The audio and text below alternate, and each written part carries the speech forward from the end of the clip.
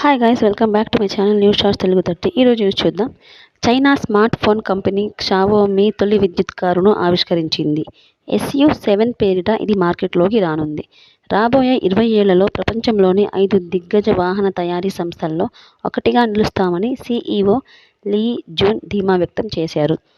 ఈ car SU7 max వేరియంట్లోనూ లభించనుంది. కేవలం 2.78 సెకన్లలో 100 కిలోమీటర్ల వేగాన్ని అందుకుంటుంది.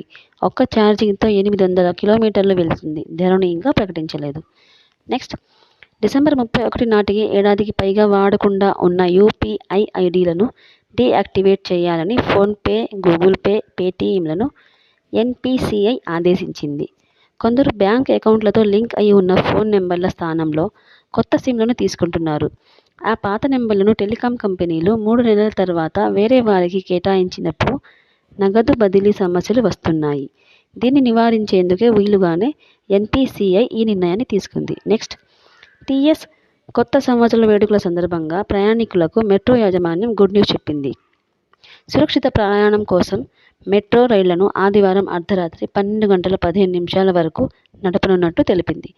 చివరి ట్రైన్లు రాత్రి 12 గంటల 15 నిమిషాలకు సంబంధిత స్టేషన్ల నుంచి బయలుదేరి 1 గంటకు గమ్యస్థానాలకు చేరుకుంటాయని పేర్కొంది.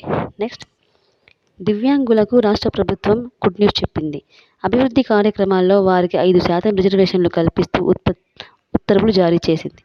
వ్యవసాయ భూములు పంపిణీ, ఇళ్ల స్థలాల కేటాయింపు, గృహ నిర్మాణం, ఆశ్రయ కల్పన, వృత్తి, వ్యాపారం, వినోదం, ఉత్పత్తి కేంద్రాలు, ఇతర సంస్థల ఏర్పాటులో రిజర్వేషన్లు తప్పనిసరి చేస్తూ ఆదేశాలిచ్చింది.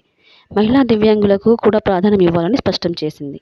ఇలాంటి మరిన్ని న్యూస్ కోసం ఈ ఛానల్ సబ్స్క్రైబ్ చేసుకోండి. Thanks for watching.